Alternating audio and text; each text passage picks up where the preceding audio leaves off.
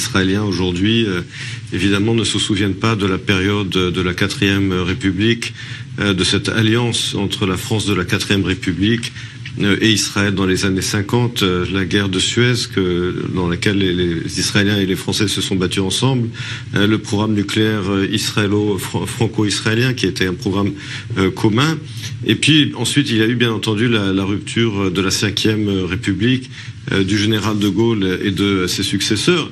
Et je dois vous dire que souvent je suis moi-même surpris avec mes étudiants lorsque j'évoque le général de Gaulle, du fait que, en général, leur image est très négative. C'est-à-dire qu'eux ne se souviennent que du de Gaulle de l'embargo et de la phrase de 67 sur le peuple d'élite sûr de lui-même et dominateur.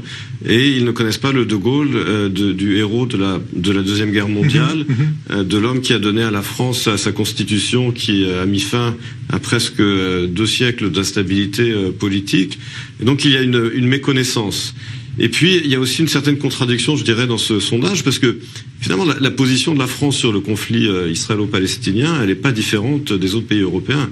Donc, on voit que Angela Merkel, par exemple, est plus populaire, parfois également Boris Johnson, mais il n'y a pas de vraie différence, en réalité, au sein de l'Union européenne, parmi les pays de l'Union européenne, sur la question du conflit israélo-palestinien. En revanche, il y a certaines différences ces dernières années, justement, par exemple sur la question du transfert de l'ambassade à Jérusalem. Là, ce sont justement les pays d'Europe de l'Est qui ont bloqué les décisions de l'Union européenne pour condamner la décision américaine. On s'aperçoit sur votre sondage qu'Orban n'est pas du tout populaire. Donc, en réalité, tout ça pour dire quoi? Qu'il y a des perceptions souvent qui ne sont pas liées aux faits, tout simplement, et ce sont tout simplement des perceptions. Dernier point, peut-être qu'Angela Merkel est tellement populaire parce que c'est quelqu'un qui évite de prendre vraiment des positions tranchées. Elle est tellement consensuelle finalement que peut-être que c'est pour ça qu'elle est aussi populaire. Voilà.